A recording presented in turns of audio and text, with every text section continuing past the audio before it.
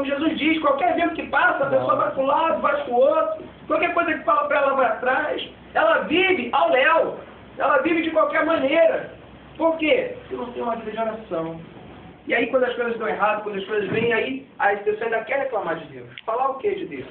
Deus ele está pronto. Mas aí, se não me engano também, Jeremias fala o seguinte. Ele diz, buscar-me-eis e me achareis, quando me buscar de todo o coração. Ele vai falar mais, clama a mim e responder-te-ei. Fala assim, teu irmão, você quer ouvir a voz de Deus? Você quer ouvir a voz de Deus? Então primeiro fale com Ele. Então primeiro fale com Ele. Já parou para meditar nesse versículo, no grande mistério? Ele diz assim, clama a mim. Primeiro você fala com Ele e eu vou te responder. Jesus ele coloca uma lei espiritual. Você quer ouvir a minha voz? Então fala comigo primeiro. Mateus 7, tudo que bate, porta se abre, tudo que busca.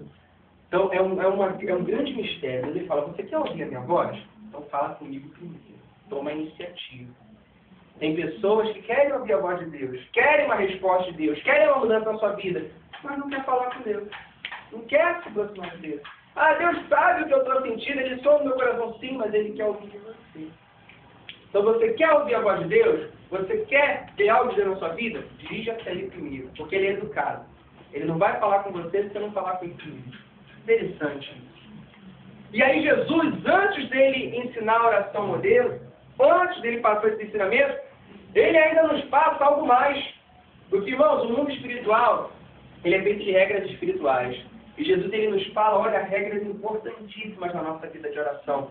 Nós talvez nem vamos começar a falar sobre o Pai Nosso hoje, mas se você já colocar essas regras na tua vida de oração, no teu momento com Deus, outra coisa, mano. Não importa se você tem muito tempo. Não importa se você tem pouco tempo. Não importa se você não tem onde. Arranje um tempo. Arranje um lugar. Nem que seja 1 minuto, nós precisamos ter um momento com Deus. Nem que seja 1 minuto por dia. Muitas vezes vale mais você tirar 1 minuto para orar todo dia do que você orar um dia 2 horas direto e depois durante a semana você não orar mais. Então, tenha o seu altar diante de Deus. Construa uma casa de adoração diante de Deus, onde você pode entrar e você pode se colocar diante do Senhor. É necessário essa comunhão. É necessário essa busca. E aí Jesus ele fala aqui algumas regras que nós podemos aplicar. E se você começar a aplicar essas regras, você já vai ver uma diferença na tua vida e no teu relacionamento com Deus. Mateus capítulo 5, no capítulo 6, perdão, que nós estamos, tudo é baseado nesse versículo quando Jesus nos falou muita coisa. Mateus capítulo 6, no versículo de número 5, ele nos dá a primeira regra. 5 e 6. Ele fala assim: mas tu, quando orares, entra no teu aposento e fechando a tua porta, ora a teu Pai, que está oculto. E teu Pai, que vê o que está oculto, te recompensará. E orando, não useis de vãs repetições, como os gentios, que pensam que por muito falarem, serão ouvidos. Aí, nós devemos entender, tem muita gente que tem feito a coisa até a coisa certa, mas do modo errado. Primeiro, precisamos entender uma coisa. Olha, se alguém tinha alguma dúvida aí, Deus ele deu uma definição perfeita em Isaías 59. Ele fala assim, olha, os ouvidos do Senhor não estão surdos, não estão agravados para que ele não possa ouvir. E as mãos dele não estão doentes, não estão encolhidas para que não possa abençoar. Mas é a nossa iniquidade que faz a separação entre nós e o nosso Deus. Deus ele falou claramente, ele falou, meu povo, eu não sou surdo. Deus, ele não é surdo. Já viu aquela pessoa surda? Aquela pessoa que tem... Nosso irmão Rodrigo ele não é surdo, ele só não ouve de um ouvido. Mas ele não é deficiente, não. Mas você já viu aquela pessoa que ela é deficiente auditiva? Que às vezes você fala uma coisa para ela... Hã? Aí você tem que falar 2, 3, 4 vezes e mais alto para ela entender, né? Tem gente que acha que Deus é deficiente auditivo. Tem gente que quer amar daquela pessoa, ela quer alguma coisa de Deus, aí ela se coloca diante de Deus um dia e fala, Senhor, eu preciso dessa bênção, eu tenho necessidade dessa bênção, não é luxo, é uma necessidade, eu sei que o Senhor é poderoso para fazer. Então Jesus move o teu poder, move o reino espiritual para que isso venha sobre a minha vida. Aquela pessoa orou naquele dia. Aí, ela vai no outro dia, Jesus, aquela bênção que eu te pedi, eu preciso, Senhor. Aquela bênção é necessária na minha vida, olha, eu preciso demais. Aí aquela pessoa vai na igreja, aí na hora da oração, Pai querido, como eu preciso dessa bênção, Deus. Olha, isso na minha vida vai fazer uma grande diferença, Pai. E ela ora aquilo durante semanas, e ora aquilo. Aí eu te pergunto, quantas vezes é necessário pedir alguma coisa para Deus? Quantas vezes você acha que você precisa pedir alguma coisa para Deus para Ele te atender? Quem acha aí? Quantas vezes? Quantas? Vamos então tirar essa dúvida? Abra sua Bíblia, por gentileza, em Daniel. Quantas vezes nós precisamos falar para que Deus nos ouça? Daniel.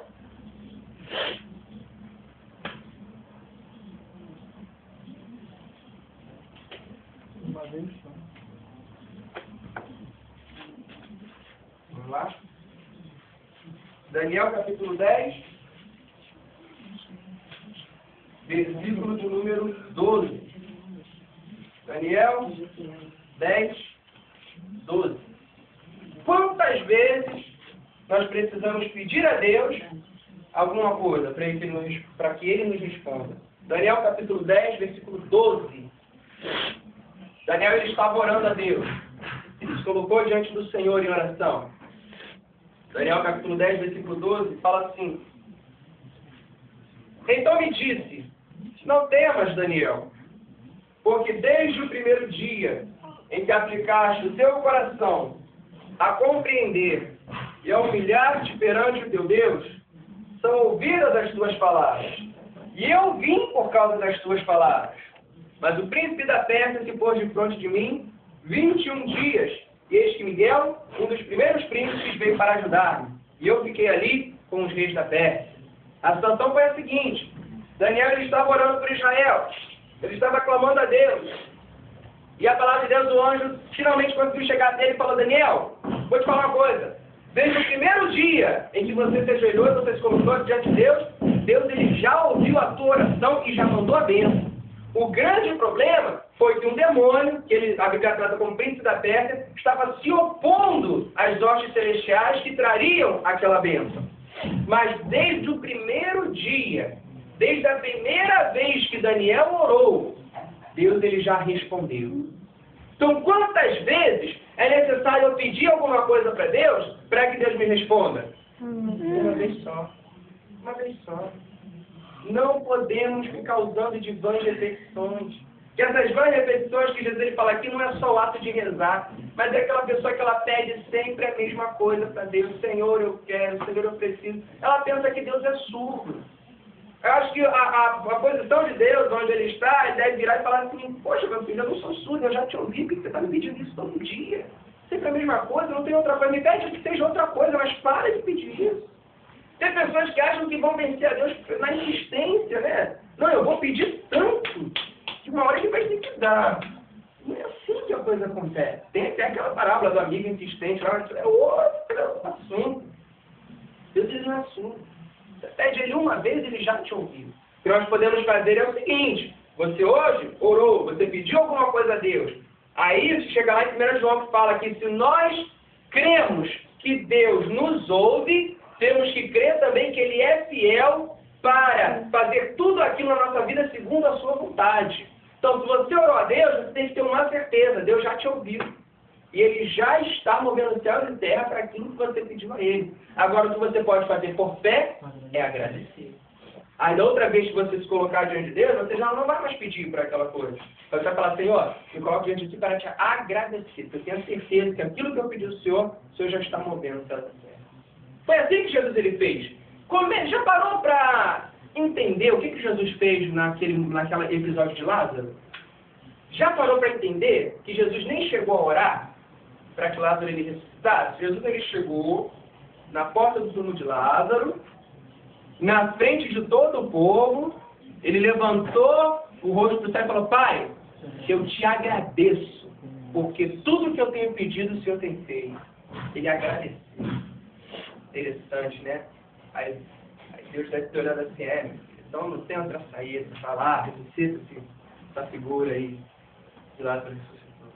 Não useis de vãs repetições, como fazem os gentios. Ou seja, como fazem aquelas pessoas que não conhecem a Deus, como fazem aquelas pessoas que não entendem de Deus, pessoa que não conhece a Deus, que não entende Deus, essa sim, ela vai ficar pedindo, aí você vê pessoas aí, né, pedem, aí se martirizam, aí fazem promessa, né, vou subir a escadaria de joelhos, porque se eu conseguir uma vez eu vou distribuir doce todo o nome Damião, porque se eu conseguir isso e aquilo outro, eu vou colocar o nome do meu filho de São não sei quanto, né? Você vê as promessas, você vê tantas coisas terríveis acontecendo, né?